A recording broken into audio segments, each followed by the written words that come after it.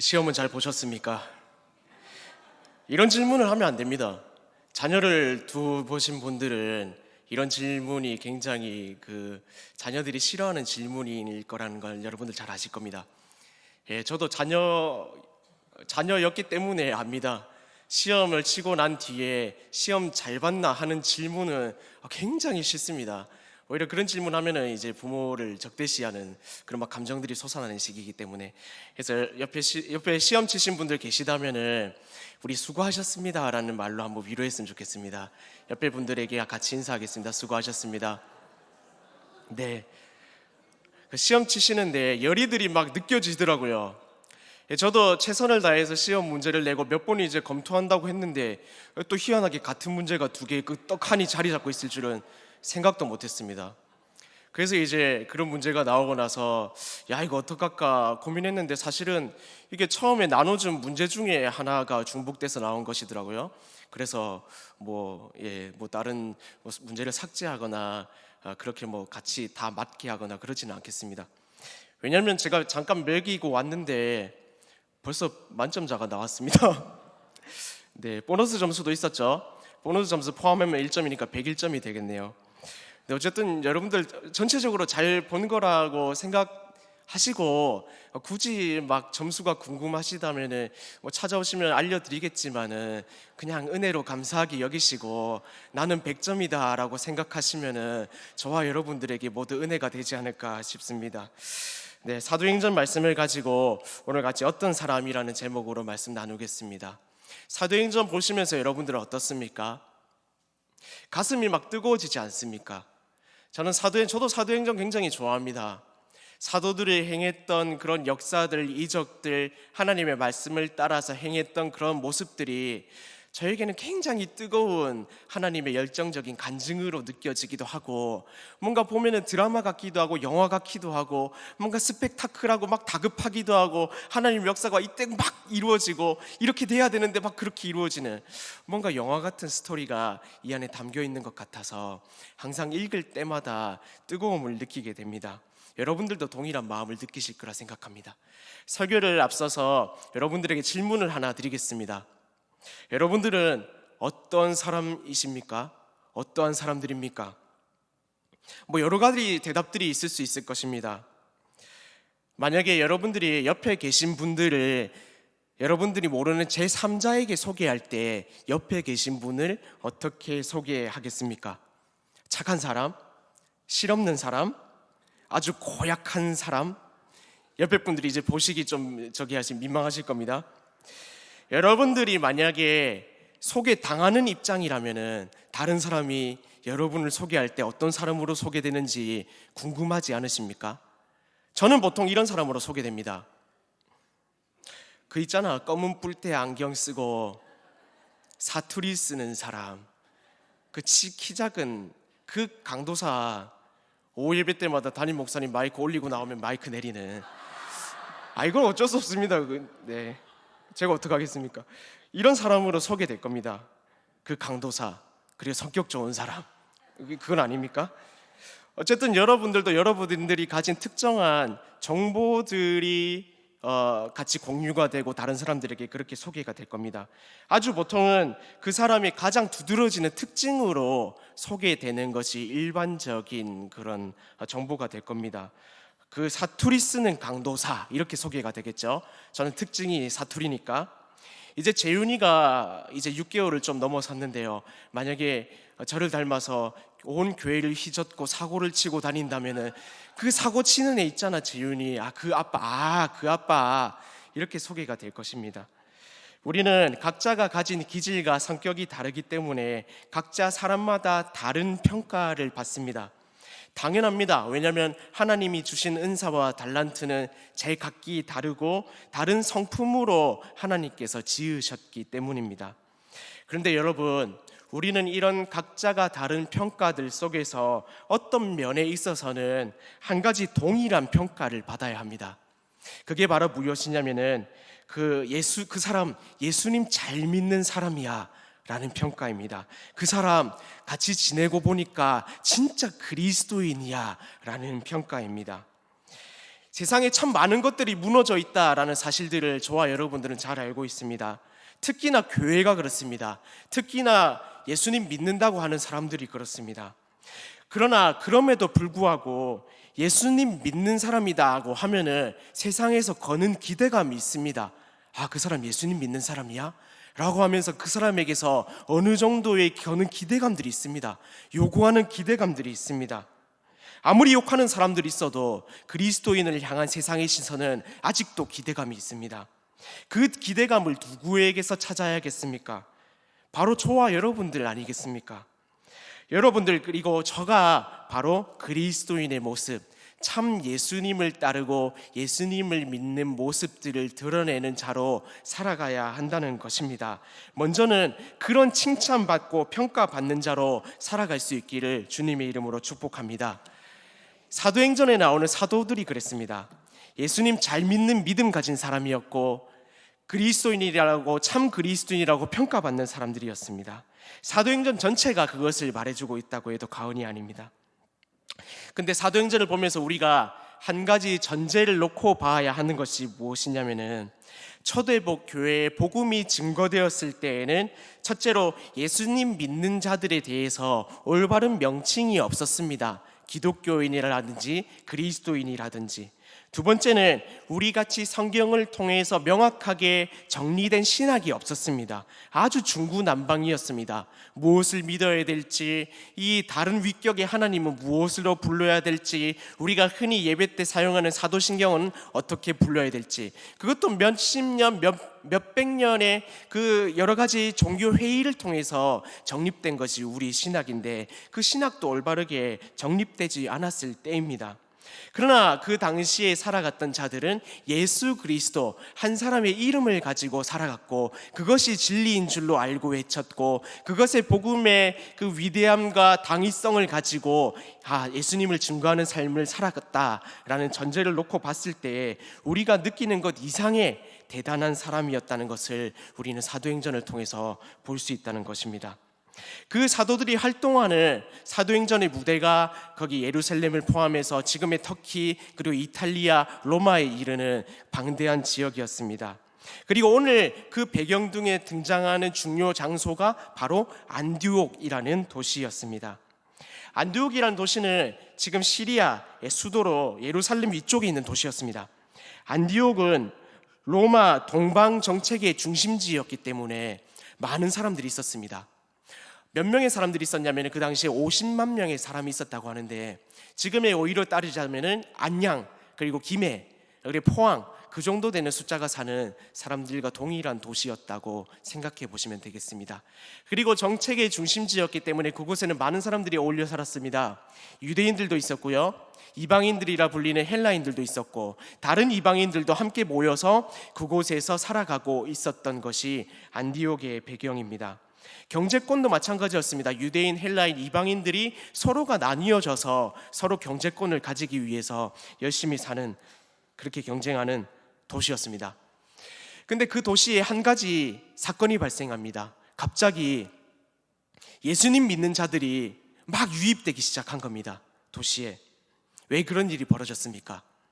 이 11장에 이르기까지 9장, 10장, 오늘 설교를 통해서도 그 본문과 이어지는 부분들이 참 많은데요, 9장, 10장에 이어가면서 스데반이라는 7집사 중에 한 사람이 유대인들을 향해서 설교를 했습니다. 어떻게 됐습니까?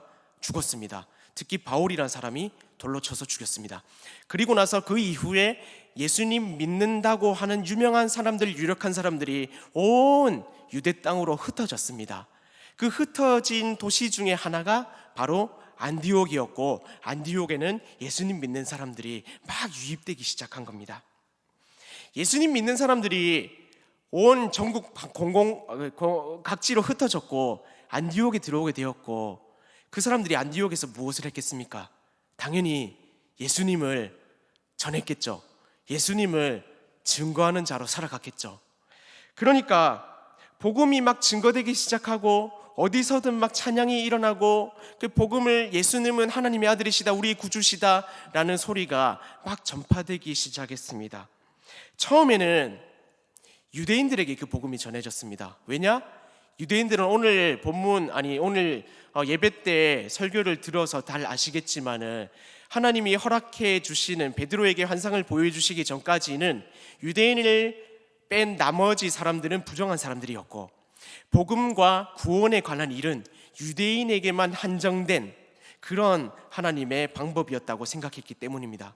그래서 예수 믿는 자들은 베드로의 그 이야기와 예루살렘 공회에서의 이야기가 나누어지기 전에 유대인들에게 허락된 복음을 유대인에게만 전했습니다. 그러니까 유대인들은 어떤 반응이 일어났습니까? 몇몇은 예수님께로 돌아왔지만 거의 대부분은 그 복음을 무시하거나 복음 전하는 자를 핍박했습니다. 이 사람들에게도 동일한 일들이 일어났을 겁니다. 그러나 오늘 본문은 굉장히 재미있는 사실을 증거하고 있습니다. 21절에 보니까는 그 구브로와 19절입니다. 베니게와 구브로와 안디오게까지 유대인에게 말씀을 전하는데 20절에 구브로와 구레네 몇 사람이 안디오게 이르러 헬라인에게도 말하여 주 예수를 전파하니. 그러니까 자기들이 말하는 부정한 사람이다, 이방인들에게 복음을 증거하기 시작했다는 겁니다.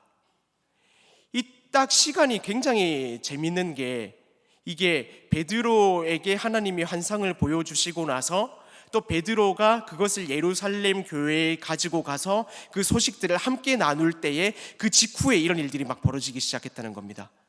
그리고 그들이 우연치 않게 그렇게 복음을 이방인들에게 전했던 일들을 통해서 무슨 일이 벌어지게 되었습니까?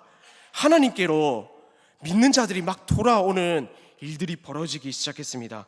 21절에 보십시오. 수많은 사람들이 믿고 주님께로 돌아오는 역사들이 벌어지기 시작했다는 겁니다. 재미있는 사실은 유대인들 입장에서는 헬라인이 이방인이었지만은 하나님의 입장과 그리고 하나님의 큰 역사의 시선으로 봤을 때에는 그들이 사실은 복음을 받아들일 준비가 되어 있는, 아주 말씀을 받아들이기 좋은 마음을 가진 자였던 것입니다.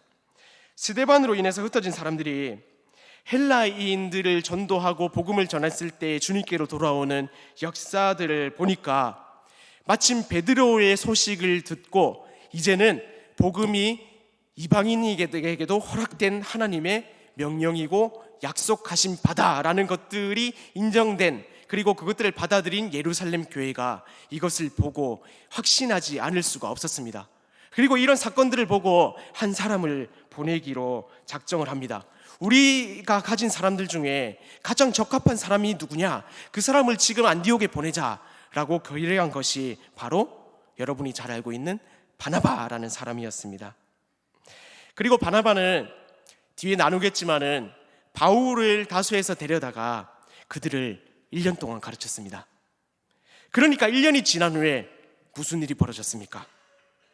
26절에 보니까 바나바가 가르친 그 줍게로 돌아온 헬라인들의 무리가 비로소 그리스도인이라 일컬음을 받게 되었더라 라고 성경은 강조하고 있습니다. 안디옥에서는 유대인, 헬라인, 이방인들 여러 부류의 사람들이 많이 살아가고 있는 장소였습니다. 그리고 그들을 따라, 그들의 특징을 따라서 지칭되는 단어들이 있었습니다. 앞서 얘기했듯이 이들은 각자가 가진 고유한 특성을 따라 그렇게 불려졌습니다. 안디옥은 특히나 그 사람들이 가진 특징들을 한데 모아가지고 별명을 지어서 놀리는 것으로 유명했습니다. 그래서 그리스도인들이란 표현 외에 가이사를 따르는 가이사인, 헤로디아를 따르는 헤로디아인, 폼페이인, 유대인, 헬라인, 이러한 언어들이 굉장히 많이 있었습니다. 누군가를 지지하는 사람들을 지칭하는 별명이 그들을 부르는 이런 별명과 같은 말이었습니다. 그러니까 그리스도인이라 불려지기 시작했다는 것은 적어도 그리스도 예수님의 가르침을 따라서 예수님을 지지하는 자들로 그들에게 비춰지기 시작했고, 그 모습을 따라서 그리스도인이라 불려지기 시작했다는 사실들을 오늘 본문을 통해서 저희는 알 수가 있는 것입니다. 이게 참 우리가 깊이 생각해 봐야 되는 장면 중에 하나입니다. 생각해 보십시오. 우리도 동일하게 예수님을 믿는 그리스도인입니다. 그러나 한편으로는 우리는 교인으로 불립니다. 왜요? 교회를 다니니까요.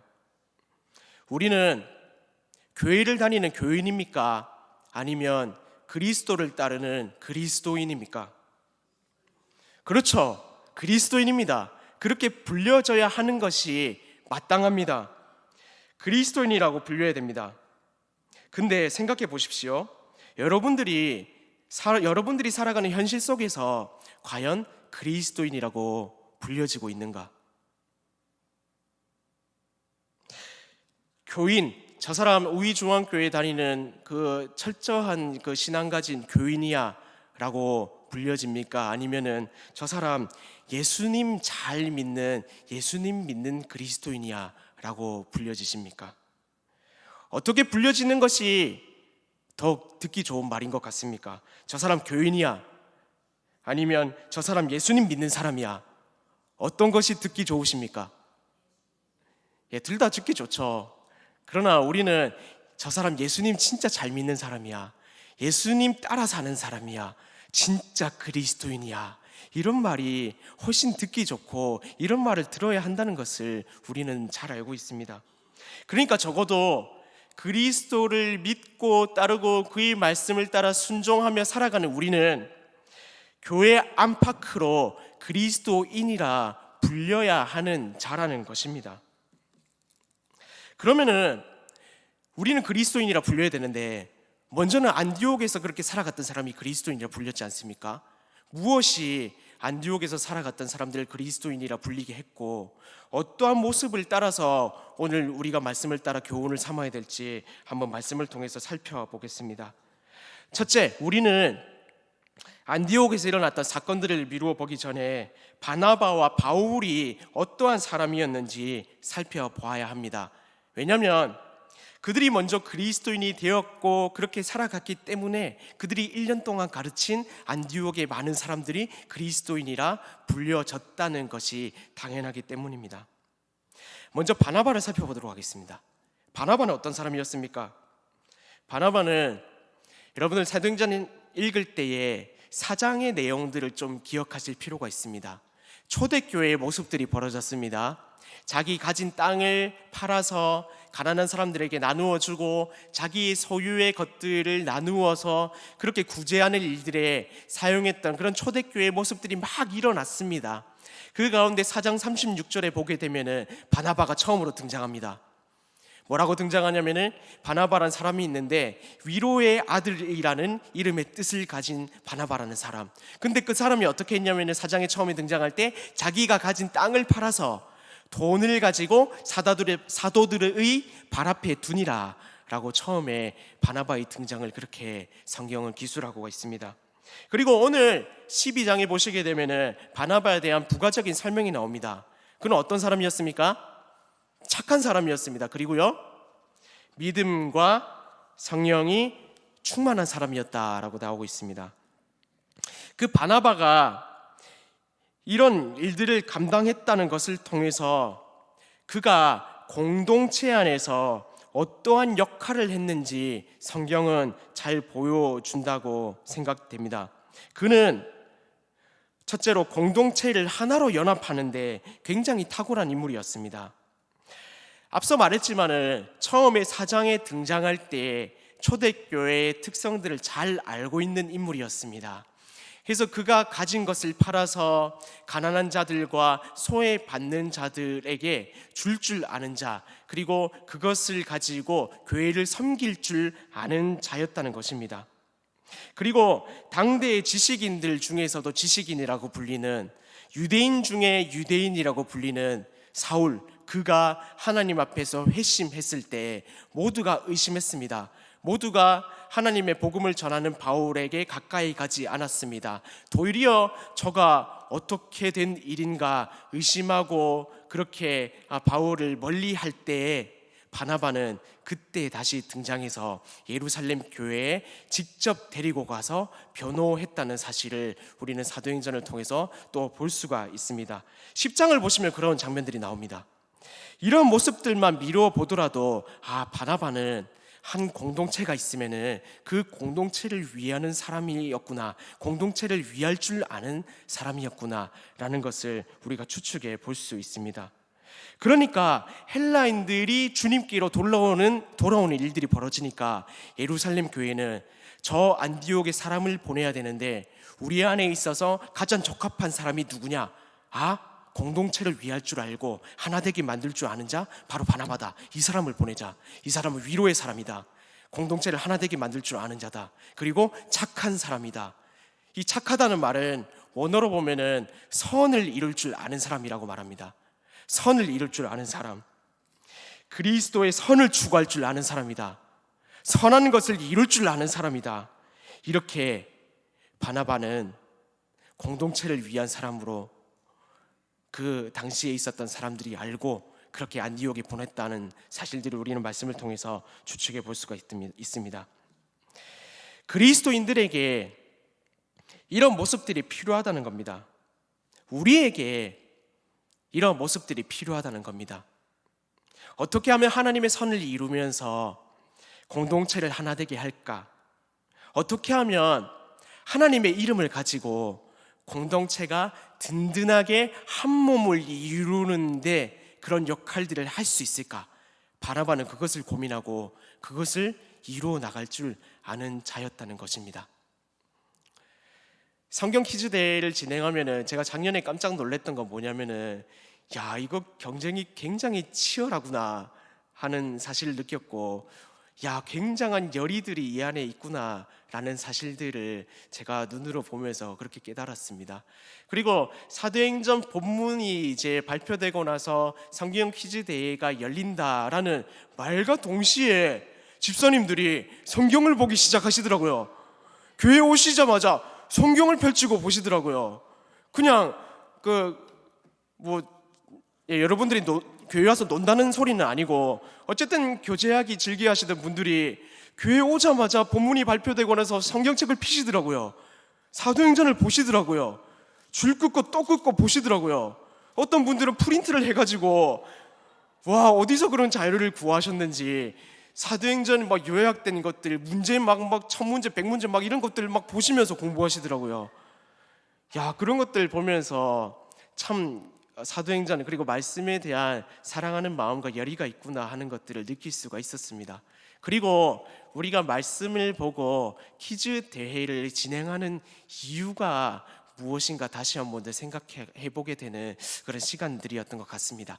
우리가 퀴즈 대회를 왜 진행합니까? 그렇죠. 말씀 열심히 보자. 그리고 말씀으로 하나 되자 하는 것 아니겠습니까? 그래서 경쟁심을 가지고 우리 전도회가 이번에 1등 해야지라는 마음보다도 사도행전을 보면서 우리 교회가 사도행전에서 일어났던 사도들의 모습을 따라서 그 교훈을 따라서 어떻게 하면 우리 교회를 더욱더 하나되게 만들 수 있을까, 그것을 고민하며 퀴즈 대회를 준비하는 저와 여러분들 성도님들 될 수 있기를 주님의 이름으로 부탁을 드립니다. 하나되게 하는 것 얼마나 중요한 것입니까? 먼저는 알았습니다. 예루살렘에 있는 교회들도 안디옥 교회가 먼저 하나 될 필요성이 있다는 것. 왜냐, 유대인들과 헬라인들이 나누어져 있는 상황이기 때문에 그것을 바나바는 능히 해낼 줄 아는 자였다는 것입니다. 그래서 바나바는 갔습니다. 근데 바나바로 불충분했습니다. 바나바는 자기의 역할을 분명히 알았습니다. 하나 되게 만드는 것. 근데 공동체를 위한 마음이야. 교회 공동체를 떠나서도 많은 공동체 안에서도 행하고 그들이 추구해야 하는 사상이란 것들 잘 알고 있습니다. 얼마나 많은 세상의 공동체들이 있습니까? 근데 교회 공동체가 세상의 많은 공동체와 다른 것이 있다면은 바로 예수님의 이름으로 하나 되어야 한다는 것, 그게 가장 큰 차이점이 아닌가 싶습니다. 다시 말해서 예수에 대한 올바른 교리가 심겨져야 되고 예수에 대한 올바른 사상과 신학이 있어야지 이 공동체는 예수의 이름으로 하나 될 수 있다라는 사실들을 바나바는 잘 알고 있었습니다. 그리고 그 사람에게는 그것을 말해주고 그 안디옥 사람들에게 그것을 심겨줄 수 있는 사람이 필요했습니다. 그가 누구였겠습니까? 바로 바울이었습니다. 그래서 바나바는 다소에 가서, 굉장히 먼 거리입니다. 12,000km 정도 되는 거리라고 제가 알고 있는데 틀렸을 수도 있습니다. 근데 그 먼 거리에 가서 바나바는 바울을 데리고 왔습니다. 왜냐? 예수, 그 이름이 가지고 있는 힘, 그리고 교회 공동체가 가져야 되는 필수적인 이름, 복음, 그 안에 녹아져 있는 실질적인 정답, 그것을 바울은 가장 잘 알고 있었고 가장 잘 표현할 수 있었고 가장 그것을 잘 설명할 수 있었기 때문에 바나바는 바울을 데리고 왔다는 것입니다. 그래서 바울은 바나바와 같이 안디옥에서 얼마나 가르칩니까? 문제가 될 수도 있습니다. 성도님들, 이거 집중해서 보셔야 됩니다. 얼마나 가르쳤다고 성경은 말하고 있습니까? 1년 동안 그들과 함께 그들을 가르쳐 제자를 만들었다고 성경은 기록하고 있습니다. 그때에 비로소 1년 뒤에 그들이 그리스도인이라고 불리기 시작했다, 일컬음을 받기 시작했다라고 성경이 말하고 있다는 것입니다. 교육자들과 성도들의 연합, 가르치는 자와 돌보는 자의 연합, 영적 돌봄과 말씀 사역이 연합되어 일어나니까 교회가 올바로 서게 되었다, 올바로 서지 않을 수가 없었다라는 것을 오늘 본문을 통해서 분명히 말하고 있는 것입니다. 예를 들자면 이런 겁니다. 저희 마징가와 태권부의 연합, 이걸로 좀 설명이 잘 안 되네요. 제가 젊은 세대라 가지고. 그러면은 나우나와 그 남진의 연합, 이 정도면 좀 오십니까? 그러니까 위대한 사람들의 연합이 이루어졌다는 겁니다. 한 사람은 공동체를 위할 줄 아는 사람이고, 영적인 위로와 필요를 가지고 영적으로 돌봄을 할 수 있는 사람이었고, 한 사람은 그 말씀을 가지고 어떻게든 예수님께로 마음을 돌이키며 예수님 앞에 회심할 수 있도록 그렇게 말씀을 가지고 자유자재로 하나님에 대해서 설명할 줄 아는 사람이었고, 이런 성도들의 연합, 가르치는 자와 돌보는 자, 그런 연합이 일어났으니까 그리스도인이라고 불리게 되는 그런 결정적인 원인이 되었다는 것입니다. 우리 우이중앙교회 가운데 이러한 역사들, 이러한 연합이 일어날 수 있기를 주님의 이름으로 다시 한번 축복합니다. 교육자들의 연합, 성도들의 연합, 교육자와 성도들의 연합, 그리고 이것들을 가르칠 수 있는 스승이 되는 성도들과 성도들과의 연합, 이것이 교회를 바로 세우고 우리로 하여금 바깥에서 바라보았을 때 참 그리스도인들이다, 참 예수님 믿는 자들이다 라고 불리게 할 수 있는 이유가 된다는 것입니다. 우리는 이런 교회가 되어야 합니다. 그러나 이런 교회, 이런 일컬음을 받기 위해서는 우리가 가져야 되고 반드시 알아야 될 내용들이 있습니다. 그것은 우리 생각 이상으로 우리는 끊임없는 노력을 통해서 개인적인 성향을 탈피하는 자들이 되어야 한다는 것입니다. 다시 말하면 우리는 우리가 가진 것을 포기할 줄 아는 자들이 되어야 한다는 것입니다. 그게 여러분들이 가진 개성을 버리라는 말은 아닙니다. 은사를 버리라는 말은 아닙니다. 왜냐? 은사대로 교회를 섬겨야죠. 왜냐하면 은사의 목적을 자랑하는 것이 아니라 교회를 연합되게 해서 한 몸으로 세우는 것이 바로 은사의 바른 목적이기 때문입니다. 은사대로 살아가야 되는 것이 당연합니다. 한 가지 예를 말씀드리겠습니다. 브라질에 성자라고 불렸던 분이 계십니다. 미국의 선교사 멜란드라는 부부셨습니다. 이들이 브라질의 깊은 산골로 들어가서 선교하면서 평생을 사는 동안에 그들의 이름이 4번이나 바뀌었다고 합니다. 처음에 그 폴리오 인디언들은 멜란드 부부를 처음 봤을 때 백인이라고 불렀습니다. 과거에 그들을 무기로 괴롭혔고 멸살시켰고 그들을 허다한 백인들의 증오에 찬 명칭이 바로 백인이라는 명칭이었습니다. 그러나 그 부부는 의료봉사로 주민들의 목숨을 구하며 병을 치료하며 헌신적으로 살아갔습니다. 그러자 그들을 부르는 명칭이 바뀌었습니다. 존경하는 백인으로요.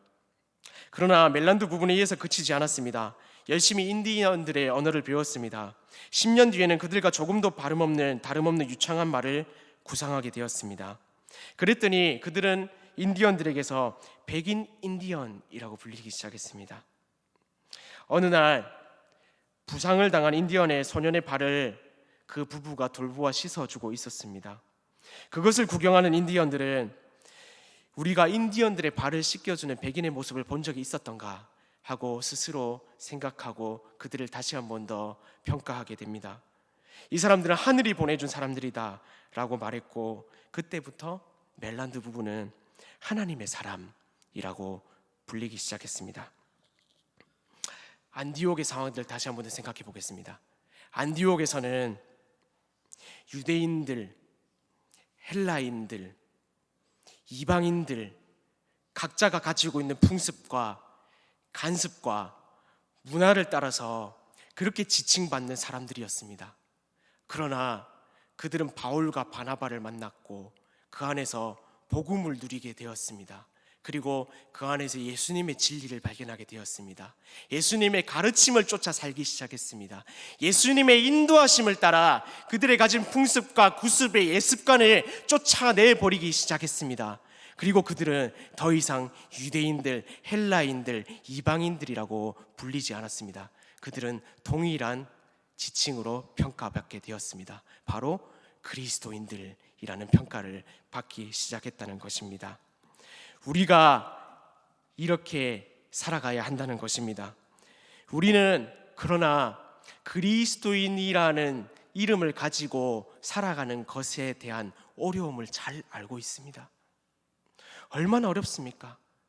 남들이 다 저지르는 불법, 우리는 지켜야 됩니다. 남들이 야 이것쯤은 괜찮아 라고 불리는 것들도 불편하게 지켜야 됩니다. 얼마나 불편한 일입니까? 하지만 우리가 상투적으로 이루어지는 도덕을 떠난 불법적인 순간과 작은 행동에 있어서도 정직을 추구해야 되는 것은 바로 하나님께서 우리의 개별적인 행동을 통해서도 하나님의 나라를 이루어가기를 원하신다라는 사실들을 기억하면서 우리가 작은 도덕이라도 행해야 한다는 사실들을 우리는 반드시 명심해야 합니다. 열린교회 김남준 목사님 다 잘 아실 겁니다. 목사님 그리스도인이 빛으로 산다는 것이라는 책에서 이렇게 말했습니다. 어떤 사람이 일관된 규범을 보여줄 때 사람들은 그 속에 규범을 요구하시는 영적 실제로서의 하나님을 보게 된다. 어떤 사람이 일관된 규범을 보여줄 때 사람들은 그 속에 규범을 요구하시는 영적 실제로서의 하나님을 보게 된다. 바로 이것입니다, 여러분. 우리가 그리스도인으로 요구되는 도덕적 이상의 삶을 살아가야 하는 이유, 그것은 도덕적인 삶이 눈으로도 보이지 않고 어떻게도 보여줄 수 없는 하나님을 따르는 믿음과 그리스도에 대한 어떠한 것들을 보여줄 수 있는 영적 실제가 바로 도덕적 이상의 삶에서 드러나기 때문입니다. 이 세상은 그러나 그렇게 살아가는 것이 너무나 어렵습니다. 그러나 명심하십시오, 여러분. 그리스도인으로서 진리로 따라가는 세상의 빛을 위한 그것이 대가라는 것입니다. 마틴 루터는 말했습니다. 패배한 선은 승리한 악보다 훌륭하다. 만약에 우리가 상투적인 변명으로 도덕적인 것을 의무를 포기하거나 그것을 축소시켜서 그 도덕적인 것들을 태만시 여기거나 그 불법적인 것들을 가까이 한다면 우리는 그만큼 하나님의 의미를 축소시키는 것밖에 되지 않습니다. 그리스도인이라 불리며 살아가는 저와 여러분들 될 수 있기를 바랍니다. 그리스도인이라 불리는 삶을 위해서 우리의 성향, 우리가 가진 욕심과 불법적인 모습들을 떠나 하나님의 선을 쫓아 살아가는 저와 여러분들 될 수 있기를 주님의 이름으로 부탁을 드립니다. 결론을 맺겠습니다.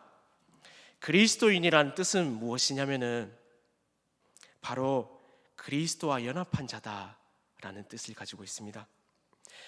이것은 우리가 그리스도 안에 머물러야 한다는 것을 의미합니다. 그리스도라는 이름이 모든 삶의 방식에 있어서 정답이 되어야 한다는 자로 살아가야 한다는 것을 의미합니다.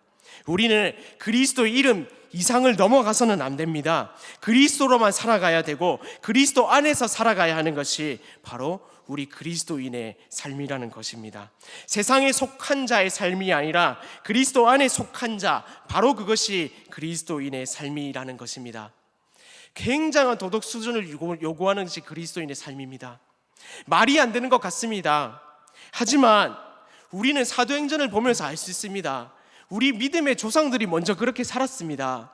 믿음의 이 조상들이 아니라 치더라도, 이 믿음의 조상들을 배제한다 치더라도 여러분들 주위에 바로 앉아있는 권사님들이 믿음의 한 역사이자 증인들이지 않습니까? 수요일마다 저는 듣습니다. 아, 이분들이 정말 사도행전을 역사를 쓰신 분들이구나. 6.25 때부터 그런 믿는 역사들을 얘기하시는데 어떻게 그것을 사도행전의 역사가 아니다라고 말씀드릴 수가 있습니까? 우리는 사도행전을 보면서 믿음의 조상들이 먼저 살았다는 사실, 이것을 보면서 그들이 먼저 그리스도인으로 살았다. 우리도 동일하게 그리스도인으로 살 수 있다. 우리도 동일하게 그리스도인의 모습으로 살아가야 한다라는 믿음의 결단을 가지고 살아가야 한다는 것입니다. 사도행전의 역사 안에서 그들이 보여줬던 그리스도의 모습을 따라서 그렇게 그리스도인이라 일컬음을 받는 삶을 살아가는 우리 중앙교회 성도 여러분들이 될 수 있기를 주님의 이름으로 부탁을 드립니다. 그래서 진리가 역행하는 세상, 진리가 어지럽혀져 있고 무엇이 진리인지 모르는 세상 속에서 우리 중앙교회인들의 성도들의 모습을 볼 때에 비로소 그리스도인들이더라 라는 평가가 아니라 여전히 그들은 그리스도인들이더라 라는 평가 가운데 그렇게 하나님께서 기뻐하시는 삶을 살아가는 저와 여러분들의 삶이 될 수 있기를 주님의 이름으로 부탁을 드립니다.